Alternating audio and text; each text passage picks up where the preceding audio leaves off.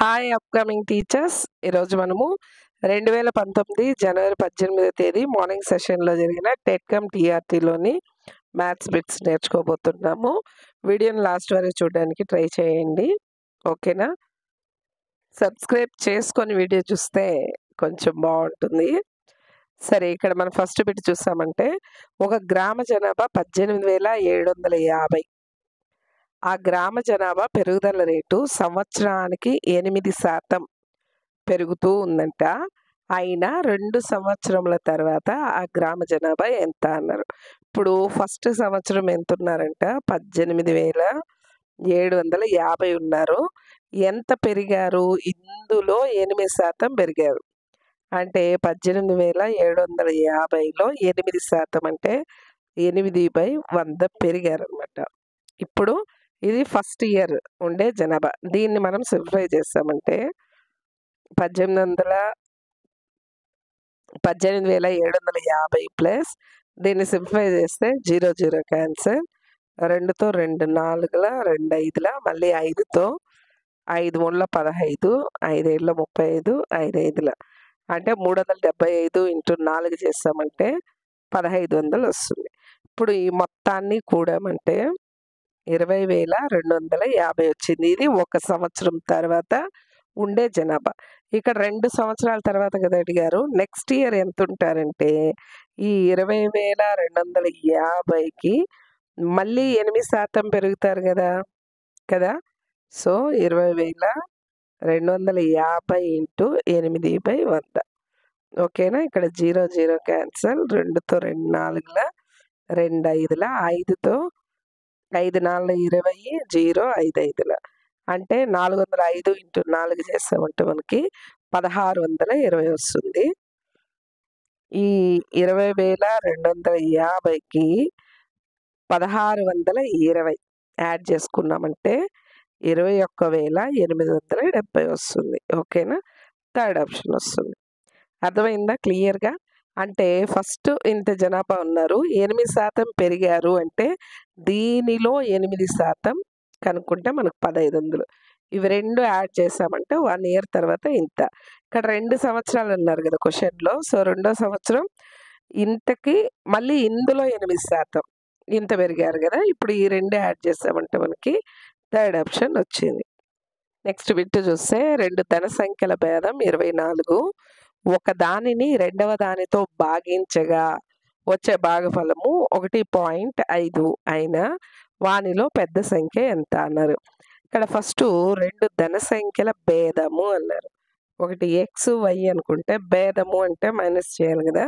X minus y value 24 అనుకుంటాం. Next ఇంకొకటి ఏం చెప్పారు? ఒక దానిని రెండవ దానితో భాగిస్తే భాగఫలము 1.5 అన్నారు ఇక్కడ ఉండేది. సో ఇక్కడ మనం ఏం చేస్తామంటే ఎక్స్ ఈక్వల్ టు ఈ వై ఇక్కడ భాగిస్తుంది, అటువైపు పోతే గుణిస్తుంది కదా. సో 1.5 ఇంటూ వై అవుతుంది ఎక్స్ బదులు. ఇప్పుడు ఇక్కడ ఎక్స్ ఉంది కదా, ఈ ఎక్స్ బదులు ఈ వాల్యూ ప్రతిక్షేపించుకుంటా. 1.5y minus Y equal to 24.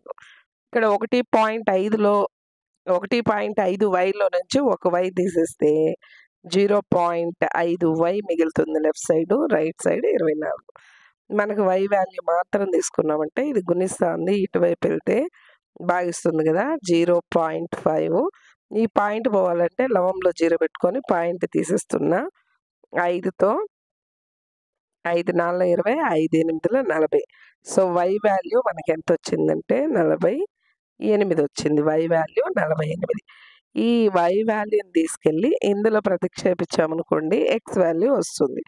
ఓకేనా? 1.5 ఇంటూ వై వాల్యూ 48 కదా, ఇక్కడ వచ్చి 72 వస్తుంది ఈ 2 గుణిస్తే. సో ఇక్కడ 48 ఒక నంబరు, 72 ఒక నంబరు. ఇక్కడ ఏం చెప్పారు? పెద్ద సంఖ్య అన్నారు. ఇందులో పెద్దది ఏది? 72 కదా. So second option. ఒక జీపు 4 గంటల్లో 80 కిలోమీటర్లు ప్రయాణిస్తుంది. అదే వేగంతో ఎన్ని గంటల్లో ఆ జీపు 210 కిలోమీటర్ల దూరాన్ని పూర్తి చేయగలదు అన్నారు. ఇక్కడ చూడండి, 4 గంటల్లో 80 కిలోమీటర్లు వెళ్ళింది. అయితే 210 కిలోమీటర్లు వెళ్ళాలంటే ఎన్ని గంటలు పడుతుంది అన్నారు. ఇక్కడ చూడండి దూరం పెరిగింది కదా! 80 నుంచి 210కి పెరిగింది. సో, టైం గూడా పెరుగుతుంది. సో, ఇది 2 కూడా అనులోమానుపాతంలో ఉంది. X is proportional to Y అంటే x/y = k. ఇదొచ్చి ఎక్స్, ఇది వై అనుకుంటే 4/80 = x/210. మనకు కావాల్సింది ఎక్స్ కాబట్టి ఈ 210 ఇక్కడ భాగిస్తుంది. ఇటువైపు వస్తే గుణిస్తుంది కదా! So, 210 x. దీన్ని ఇప్పుడు లవహారాల్ని ఈక్వల్‌గా క్యాన్సిల్ చేస్తాం. ఇక్కడ చూడండి 0, 0 క్యాన్సిల్ అయింది. ఇక్కడ 4తో 4 ఒకట్ల 4 రెండ్ల 21/2 మిగిలింది. ఇప్పుడు 2తో 2 10ల 20 కదా! మళ్ళీ ఒకటి ఉంటది. పాయింట్ పెట్టుకొని 0 పెట్టుకుంటాం. 2 5ల 10 అంటే 10.5 అంటే 10:30. సో, 10:30 ఇక్కడ గంటలు. So, first option. అర్థమైంది కదా! ఈ ప్రాబ్లమ్ కొంచెం జాగ్రత్తగా చూడండి. ఏ ఒక గడియారంను 12% లాభంకు బికి అమ్మింది. ఈ బి ఏం చేసింది? మళ్ళీ దాన్ని 5% నష్టానికి సికి అమ్మేసింది. సి ఆ గడియారంకి 2660 చెల్లించిన ఏ ఆ గడియారంను ఎంతకు అమ్మెను అని చెప్పారు. ఇది చూసారంటే ఇక్కడ చూడండి ఇది ఏ అనుకుంటే బికి 12% లాభానికి అమ్మింది. ఓకేనా? ఈ బి సికి 5% నష్టానికి అమ్మింది. ఈ సి ఏం చేసింది? 2660 రూపాయలకి తీసుకునింది. ఇక్కడ మనం కొనుక్కోవాల్సిందేమి? ఏ ఎంతకు అమ్మింది అనేది మనం కనుక్కోవాలి. ఓకేనా? ఇక్కడ సి వచ్చి ఎంతకి కొనుక్కునింది? 2660కి కొనింది. ఇప్పుడు బి ఎంత కొనింది అంటే ఇక్కడ చూసారంటే మనం ఈ రైట్ సైడ్ నుంచి లెఫ్ట్‌కి రివర్స్‌లో వస్తున్నాం. సో, అప్పుడు మనం ఏం చేస్తామంటే బి ఎంతకి కొనింది అంటే 2660 ఉంది కదా! ఇక్కడొచ్చి 5% నష్టానికి గదా అమ్మింది. 5% అంటే 100లో 5 తీసేస్తే 95 గదా! సో, 95/100 అని మామూలుగా వేసుకుంటాం. ఇక్కడ మనము రైట్ నుంచి లెఫ్ట్‌కెళ్తున్నాం గదా! రివర్స్‌లో వెళ్తున్నాం. సి నుంచి బికి, బి నుంచి ఏకి. సో, అందుకు మనం ఇక్కడ ఏం చేస్తామంటే రివర్స్‌లో యేసుకుంటాం. 100/95 మామూలుగా 95/100 యేసుకుంటాము. ఏ నుంచి సికి గాని వెళ్ళుంటే. ఇక్కడ మనం రివర్స్‌లో వస్తున్నాం కాబట్టి దీన్ని రివర్స్‌లో వేసుకోవాలి. ఓకేనా? దీన్ని మనం ఇప్పుడు సింప్లిఫై చేసినామంటే 5 ఒకట్ల 5 తొమ్మిదిల ఇక్కడొచ్చి 5 5ల 25, 5 3ల 15 పోతే 5 2ల 10 ఇంతొచ్చింది గదా! అంటే మళ్ళీ ఇక్కడ 19 ఉంది. 19తో క్యాన్సిల్ చేసామంటే 19 రెండ్ల 19 ఎనిమిదిల అంటే 28 ఇంటూ 100 అంటే 2800కి అమ్మిందనమాట ఏది? బి. ఇప్పుడు ఏ ఎంతకమ్మింది? ఏ ఎంతకమ్మింది అంటే 2800లో ఇక్కడొచ్చి ఇది 12% లాభం గదా! అంటే 100కి 12 కలుపుకోవాలి. అప్పుడు 112. మామూలుగా అయితే 112/100 యేసుకుంటాం. ఇక్కడ ఏం చేస్తున్నామంటే 100/112 వేస్తాం. ఓకే. ఇప్పుడు దీన్ని సింప్లిఫై చేసామంటే ఇక్కడ చూడండి రెండో ఎక్కంతో 2 5ల 10, 2 6ల మళ్ళీ ఇక్కడ 2 50ల ఇక్కడ 28 రెండ్ల ఇక్కడ 2 ఒకట్ల 2 25ల ఇప్పుడు హారంలో ఏమీ లేదు. లవంలో వచ్చి 100 ఇంటూ 25 ఉంది. అంటే 2500 ఇంతకు అమ్మిందనమాట. ఓకేనా? ఇది ఎక్కడుంది? 4థ్ ఆప్షన్‌లో ఉంది. ఓకే. దీన్ని మీరు జాగ్రత్తగా నోట్ చేసుకున్నారంటే ఈజీగా అర్థమవుతుంది. ఓకేనా? ఏదైనా గానీ వర్కౌట్ చేస్తూ మీరు వీడియోని ఫాలో అయ్యారంటే మీకు చాలా ఈజీగా అర్థమవుతుంది. నెక్స్ట్ బిట్ చూసారంటే 3 రకాల నూనెలు 42 లీటర్లు, 28 లీటర్లు, 70 లీటర్లు ఉన్నాయి. ఈ మూడింటిని ఖచ్చితంగా కొలవడానికి కావాల్సిన కొలత పాత్ర యొక్క గరిష్ట ఘనపరిమాణం ఎంత? ఈ మోడల్‌లో చాలా క్వెషన్ పేపర్స్‌లో రిపీట్ అయింది. గరిష్ట అంటే ఇక్కడ మనము గసాబా కనుక్కోవాలి. దేనికి? 42, 28, 70కి. ఓకేనా? ఇక్కడ 42ని 28తో భాగిస్తాను. ఓకేనా? 28 ఒకట్ల 28 పోతే మనకిక్కడ 14 మిగిలింది. మళ్ళీ ఈ 28ని ఇక్కడ మధ్యలో తీసుకుంటే 14 రెండ్ల 28. అంటే ఇక్కడ ఈ రెండిటి గసాబా 14 వస్తుంది. ఇది డైరెక్ట్‌గా ఇలానే తీసేయొచ్చు. లేదు మనం 70ని కూడా చేద్దాము అనుకుంటే 14తో మళ్ళీ 70ని భాగిస్తాను. 14 ఐదుల 70 కదా! సో, ఇప్పుడు మూడిటి యొక్క గసాబా ఎంత అంటే 14. ఇది అనమాట గరిష్టంగా కావాల్సిన కొలపాత్ర. 14 లీటర్ల పాత్ర ఉంటే సరిపోతుంది అని దీని అర్థం. ఓకే. నెక్స్ట్ బిట్ చూద్దాం. నెక్స్ట్ బిట్ చూడండి. 9, 7, 2, 1, 5 స్టార్ ఉంది ఇక్కడ 6. ఇది 11చే నిశ్శేషంగా బడుచున్న ఎడల స్టార్ స్థానంలో అమర్చగలిగిన కనిష్ట అంకె అంటే చిన్న సంఖ్య ఏది అన్నారు. మనకి బాజనీయత సూత్రాలలో 9చే నిశ్శేషంగా భాగించబడాలంటే ఇక్కడ ఉంది చూసారా? ఒక నంబర్ వదిలి ఒక నంబరు ఇది యాడ్ చేసుకుంటే ఈ మధ్యలో ఉండేది యాడ్ చేసి రెండిటిని తీసేసామనుకోండి 0 అయినా రావాలి, 11 అయినా లేదా 22 అంటే 11 గుణిజాలు ఏదైనా రావాలన్నమాట తీసేసిన తర్వాత. ఓకే. దాన్ని బట్టి చూసామంటే 9, 1, 2, 11, 16, 22 వచ్చింది ఇక్కడ. ఓకే. 22 వచ్చింది. నెక్స్ట్ ఈ మధ్యలో ఉండేది ఇక్కడ 7, 1, 8 కదా! మళ్ళీ ఇక్కడ స్టార్ ఉంది. అంటే ఇప్పుడు మనకి ఎంత ఉండాలి? 8 ఉంది ఇక్కడ.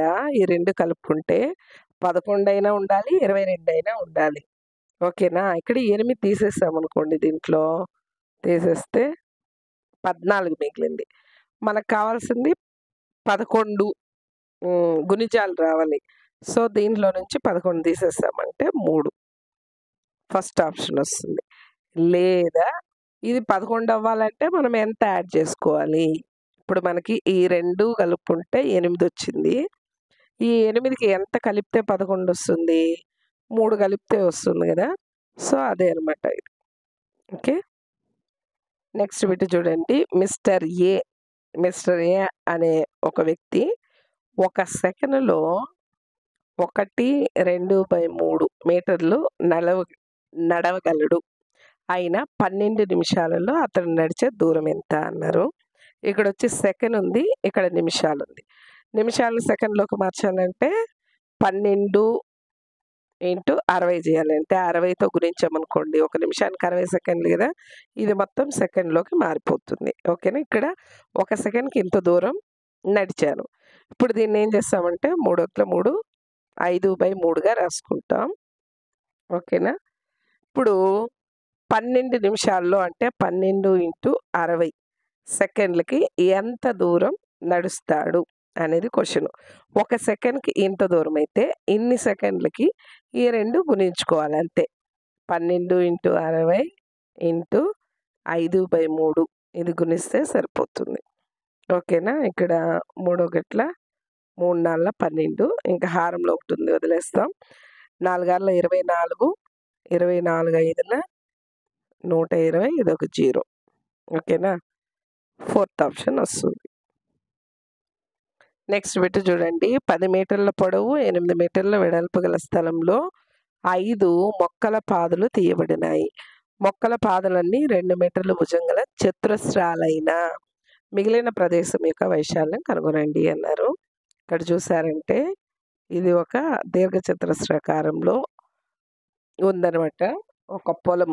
దీనిలో 10 మీటర్ల పొడవు, 8 మీటర్ల వెడల్పు ఉంది. దీంట్లో ఏం చేశారు? 5 పాదులు చేశారంట ఇట్లా 5. అది ఏ ఆకారంలో ఉంది? చతురస్రాకారంలో ఉంది. చతురస్రంలో 4 భుజాలు సమానం కదా! సో, ఒక భుజం వచ్చి 2 అన్నారు. అంటే ఇది 2 అయితే ఇది కూడా 2. ఇప్పుడు మిగిలుండే దాని యొక్క వైశాల్యం కనుక్కోవాలి. ఇప్పుడు మనం ఏం చేయాలంటే, ఈ పెద్ద దాని యొక్క వైశాల్యం కనుక్కోవాలి ఫస్టు. తర్వాత ఇక్కడ ఒక్కొక్క దాని వైశాల్యము ఇంటూ 5 చేసుకోవాలి. దాన్ని తీసేయాలనమాట. ఓకేనా? ఇప్పుడు పెద్ద దాని యొక్క వైశాల్యం 10 ఇంటూ 8 పొడవు ఇంటూ వెడల్పు కదా! 10 ఇంటూ 8 80 అవుతుంది.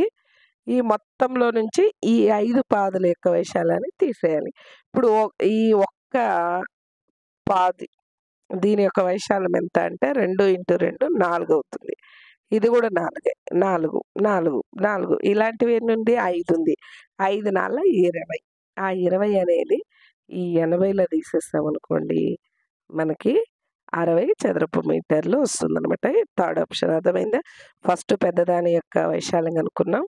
ఈ చిన్నవి 5 ఉన్నాయి కదా! ఆ 5 ఇంటూ దాని యొక్క వైశాల్యం సబ్ట్రాక్ట్ చేసినామంటే మనకు 60 చదరపు మీటర్లు వచ్చింది. నెక్స్ట్ బిట్ చూడండి. ఒక త్రిభుజం యొక్క భూమి ఎత్తు 4:5 నిష్పత్తిలో కలవు. త్రిభుజం యొక్క వైశాల్యం ఇచ్చారు. అయినా దాని ఎత్తు ఎంత అన్నారు. ఇప్పుడు ఇది ఒక త్రిభుజం అనుకుంటే భూమి 4x ఇలా నిష్పత్తి లాగా ఉంటే మనం x అనుకుంటాం. ఎత్తు వచ్చి 5x. అయితే దీని యొక్క వైశాల్యం ఇచ్చారు. ఎత్తు కనుక్కోవాలి. అంటే 5x కనుక్కోవాలి. ఓకేనా? త్రిభుజం యొక్క వైశాల్యం సూత్రం ఏమి? హాఫ్ BH భూమి ఇంటూ ఎత్తు అనమాట. హాఫ్ B అంటే ఎంత? 4x ఇంటూ H అంటే 5x. దీన్ని వచ్చి మనం 640కి సమానం చేయాలి. ఓకేనా? Equal to 640. ఇప్పుడు 2 2 క్యాన్సిల్ చేస్తాం. 2 ఒకట్ల 2 రెండ్ల ఇక్కడ 2 5ల 10 x ఇంటూ x స్క్వేర్ వస్తుంది. రెండు వైపులా 10 యొక్కంతో క్యాన్సిల్ చేసామంటే x స్క్వేర్ ఈక్వల్ టు 64 మిగిలింది. 64ని 8 8ల 64 రాసుకోవచ్చు కదా! 8 స్క్వేర్‌గా రాసుకోవచ్చు. సో, ఇక్కడ స్క్వేర్ క్యాన్సిల్ అయింది. x వాల్యూ మనకి 8 అయింది. ఇక్కడ వీళ్ళేం కనుక్కోమన్నారు? ఎత్తు కదా కనుక్కోమన్నారు. 5x 5 ఇంటూ x అంటే 5 8ల 40. ఎత్తు ఎంత అంటే 40. So, first option. Next bit చూడండి. 80 మీటర్ల పొడవు 40 మీటర్ల వెడల్పు గల ఒక ఫ్లాట్ చుట్టూ 3 మీటర్ల వెడల్పు గల బాట నిర్మించారు. అయినా ఆ బాట వైశాల్యం చదరపు మీటర్లో ఎంత అన్నారు. ఇక్కడ క్వశ్చను ఇంగ్లీష్‌లో ఇచ్చింది కరెక్ట్‌గా ఇచ్చారు. తెలుగులో రాదు. ఆన్సర్ రాదు ఈ 40 తీసుకుంటే. ఇక్కడ 60 ఉంది చూసారా? 80 మీటర్ల పొడవు 60 మీటర్ల వెడల్పు అనమాట. ఇక్కడ 40 ఉంది చూసారా? ఇక్కడొచ్చి 60 రాసుకోవాలి. ఓకే. ఇప్పుడు ఇక్కడ చూడండి. ఇదొక దీర్ఘచతురస్రం అనుకుంటే 80 మీటర్ల పొడవు 60 మీటర్ల వెడల్పు. అయితే దీని చుట్టూ మళ్ళీ ఏం చెప్పారు? 3 మీటర్ల వెడల్పు అంటే ఇట్లా 3 మీటర్లు, ఇట్లా 3 మీటర్లు, ఇట్లా 3, ఇట్లా 3. ఇంత వెడల్పు గల బాట నిర్మించారంట ఇట్లా. ఓకేనా? ఈ బాట నిర్మించినారు. ఇప్పుడు ఆ బాట యొక్క వైశాల్యం కనుక్కోవాలి. ఇప్పుడు మనం ఏం చేయాలంటే ఇక్కడ ఉంది చూసారా? వెలుపల ఉండే దీర్ఘచతురస్రం ఉంది కదా! దీని యొక్క వైశాల్యం కనుక్కొని ఈ లోపల ఉండే వైశాల్యాన్ని తీసేయాలి. అప్పుడు ఈ మధ్యలో ఉండే బాట వైశాల్యం అనేది వస్తుంది. ఇప్పుడు వెలుపల ఉండే దాని యొక్క పొడవు ఎంత వస్తుంది? ఇక్కడ 80 ఉంది. ఇటువైపు 3, ఇటువైపు 3. 2 కలుపుకున్నామంటే 6 అవుతుంది కదా! 80 + 6 ఇది 86. ఇక్కడ 60 ఉంది కదా దీని వెడల్పు. ఇక్కడ 3, ఇక్కడ 3 అంటే 6. 66. ఇప్పుడు పెద్దదాని యొక్క వైశాల్యం ఎంత? 86 ఇంటూ 66 ఇది కనుక్కుంటాం. ఇక్కడ లోపల ఉంది చూసారా? దాని వైశాల్యం 80 ఇంటూ 60 దీని వైశాల్యం కనుక్కుంటాం. ఇప్పుడు ఇందులో నుంచి దీన్ని తీసేసామంటే మనకు కావాల్సిన ఆన్సర్ వస్తుంది. ఇక్కడ ఈ 2 గుణిస్తే మనకి ఎంత వచ్చిందంటే 5676 వచ్చింది. ఈ 2 గుణిస్తే 8 6 48 ఎంత వచ్చింది. ఇందులో నుంచి దీన్ని తీసేయాలి కదా! సో, తీసేసామంటే 6 7 8. So, second option. ఓకేనా? నెక్స్ట్ రిమైనింగ్ 10 బిట్స్‌ని పార్ట్ 2లో అప్లోడ్ చేస్తాను. ఓకేనా? మన వీడియోస్‌ని కంటిన్యూగా ఫాలో అవ్వడానికి ట్రై చేయండి. ఇంకా ఎవరైనా సబ్స్క్రైబ్ చేసుకోకపోతే సబ్స్క్రైబ్ చేసుకోండి. Okay. Thank you all of you. Bye. All the best.